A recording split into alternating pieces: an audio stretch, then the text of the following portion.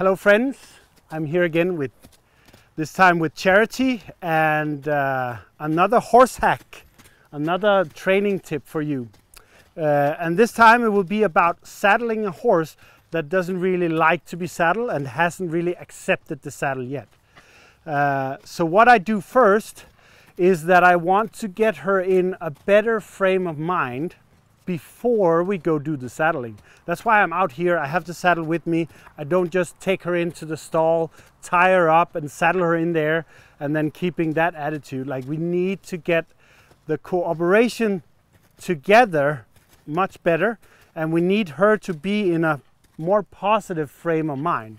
So like if I put out a suggestion like this, if you look at her face and her ears and her eyes and even you hear the breath there, that's part of her current attitude. So I'll do it again here for you, so you see, like, she's kind of, she doesn't feel comfortable with it. So what I need to do is to get her feeling comfortable and noticing her attitude while I ask her to do stuff. And the way we do it in order to get her feeling more comfortable is repetition and clarity. So I'm very clear in my communication on what I want her to try and how I want her to feel and how I want her to look, like the attitude she needs. So I'm just doing the same thing with rhythm and with repetition. And then, like, as long as we see that kind of attitude there, it means that we are not really done yet. So we need to continue here until we see something a little bit more positive. So as long as we see the head tossing there and the ears back like this, as long as we see that she hasn't really agreed to a frame of mind that we want to saddle. Of course I could saddle her, but then we would confirm her negative frame of mind. Let's see here, there, see, that was good. That was good. Let's see here, this is the, let's see. So there we got the head toss, but it could be the flies, but there wasn't the attitude in the eyes or the ears or the face or the expression there. And here it was nice, no attitude either. Good yield. Let's see, give her some time. Then we put it there. That's nice. See, now she's tossing the head based on the flies and not because I'm lifting the stick. So I'll just let her go. Leave her, basically leave her alone and let her soak that in a bit. If she wants to walk, that's okay. That's what she feels she needs to do. She could also just stop, yield, or do something like this. But I've said to her, this is the feel I want. This is the attitude I like. This is the energy that we need. So now I can go to the saddle. So I think you need to come with me over here. And I have the saddle here ready for her. And then I'll take the pad first and throw it up there and put it on nicely so it's not flunked or against her. And you see I've put it quite high so I can slide it backwards with the hair.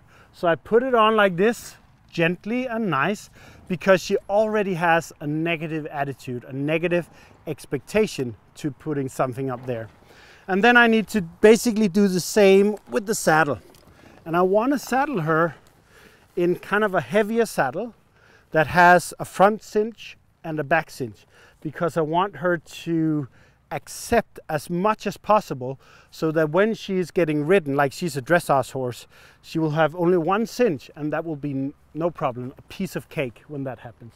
So here I need to do it the same way with feel. So I throw it up there and then gently let it fall or glide into position there. And then I'm just going to leave it for a moment without doing more. Just give her time to kind of settle in and accept this. And then I'm gonna, because I know I've ridden another horse in this saddle before today, so I need to measure and see if this is wide enough and if the saddle is there, if this is long enough to be in the correct position. So let's see, it needs to go forward some more. So I need to lift it up like this and then slide it back into position like this. That was good. And then I'll check here.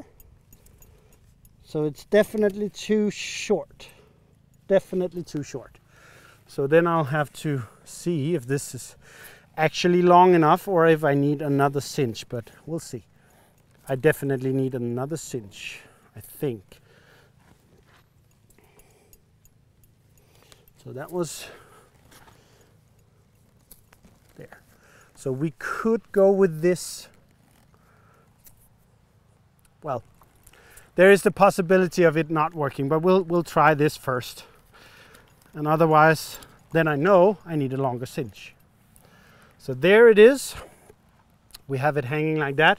Still the attitude and the energy is nice. There's nothing like really wrong going on. So I'm asking her to move a little bit like this. And let's see if I can move her around without the saddle doing anything. Just so that you can see better what I'm going to do there. So then we have this. And then I'm gonna hold on to it and allow her to drift a little bit. She's allowed to move a little bit because she is uncomfortable. She's not confident in this situation and she's not feeling too good. So I need to put it forward again, the saddle. There we go, like right there, should be good. And then I will grab this one and just gently put it here. And then if you can see, I kind of push it a little bit or pull it together, but there's a good attitude, there's a good energy. So I'll just put it on kind of loosely because we know she's not really happy about it that much. So just loosely like this, maybe one more hole like this. Then put it there. And there you see she started moving a little bit. And that is because she's not comfortable with this. So we'll put it like that. That's fine because it's good that she's eating. And then I'll take the back cinch here and put it and feel for it. And then also put it a little bit loose like this. And then comes the interesting time here. This is where she's going to move with the saddle. And this is where the action starts. So be ready, settle in. For sensitive viewers, she will probably start to buck. So you're prepared for it. And I'm going to show you like how we can actually help a horse that has that kind of difficulty and how when they are bucking, how we can turn that and redirect that kind of negative energy, negative experience into a more constructive one that can turn into a positive one. But let's hope for the best that she's not bucking, but she probably will when she starts feeling the cinches and when she moves. But so first of all, like we've given her time, she stands there, it's kind of nice, it looks nice at the moment, but I know that she probably will buck. And even though if this was the first time and I didn't know what she was going to do, I would still do the same thing. So I will just distance myself from her like this and allow her to move on her own. I won't push her or anything. I'll just allow her to move on her own and feel the saddle. So this is going way better than expected. So here is the little bucking, and this was just a little bucking. That was a little bit more. So what I'm doing here is I'm gonna just interrupt the pattern a little bit and ask her to move away from me. And then when it's like that, I'm asking her to move forward so that she can find out that A better way of handling it is going forward. Like that. And then I'm waiting for her to find the relaxation. So it's super important now, where she's kind of going forward, that I don't interrupt her and I don't try to influence her. It's only when she is like that little moment where it was kind of hard for her and she was bucking really upward that I broke the pattern, like I interrupted her. But otherwise I'm just standing here and allowing her the time to figure it out and feel the saddle, and like don't have any other pressure on her other than staying out of my way, and I'm gonna stay out of her way. Okay, you can go that way.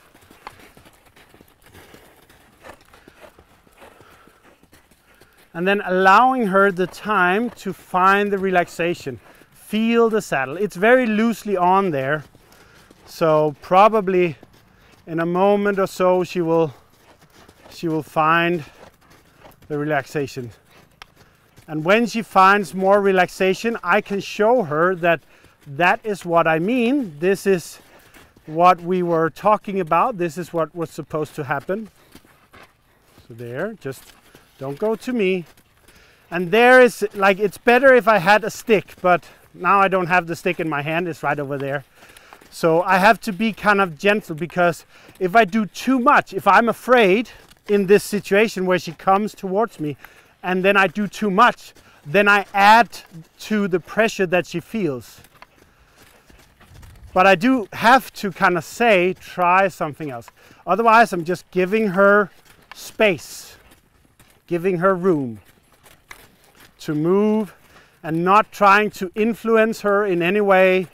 Just giving her time to make decisions, and then in this instance helping her to make positive, or at least more constructive decisions than just going and bucking and doing all of that. So there she chose to stop, and she didn't come towards me, she just chose to stop. And of course I'm gonna say that's way better than what you did before. So I'm just giving her the time, and then I can ask her, back up a little bit, give me some space, move back a little bit, and then I can go in, because now she has felt it a little bit more. Now it's just a matter of giving her more time to find more relaxation before I go in and try to do more stuff. So we're giving her time, like she made the decision to stop, and she stopped in a better way than the other times that she came towards me with her head. Like the first time she actually came with the teeth, and then she also came the other time she came like with energy and with pressure. So that's where I have to kind of get her away from me. But this time, the last time, she kind of did this, like jumped and stopped and said, I don't want to go anymore. And I said, fine, you don't have to. Nobody asked you to go. And then she gets the idea that, oh, okay, I don't have to go. She chose to go because of the saddle, but she didn't have to. And that's the kind of experiences that we want to give her, that she doesn't have to do all of those things. But if she does, we still have the control. We're still here to help her and support her and guide her in every way that we can. But that the choice is still up to her, and that's how we build a cooperation with her, where she is involved in the saddle and she can feel all the things and make decisions, because when she makes the decisions, they are more powerful. That same goes with if she makes the negative decisions, they're more powerful. But here we have helped her to make a more constructive decision, which is to stop and try to relax instead of building up. So if I had added even more when she was just kind of lightly bucking, then she would have made decisions that would be negative, because it would have added the pressure. So, but when it was at the peak, like when she was bucking mostly, and it was the most difficult for her, I went in there and gave her support to say, try something different. That's not necessary. Do something else. And that helped her to find the kind of jump canter that she did, the cross-firing canter, where she can just relax. So really, really good. It went better than expected. The other times that we have saddled her, she really had a hard time, and she bucked way too hard, and she fought the saddle. So we have adjusted so that we've built more into the connection and such before we got to this stage, and then we did this stage this way to really help her get a better experience. So that's a little horse hack for you. If you like this, don't remember to punch that like button and subscribe to the channel, and share this with all your other horsey friends that you feel needs to see something like this, so that they can make good decisions and help their horse understand and accept the saddle. And then Charity and I, we will then continue with her development, and see you on the next horse hack.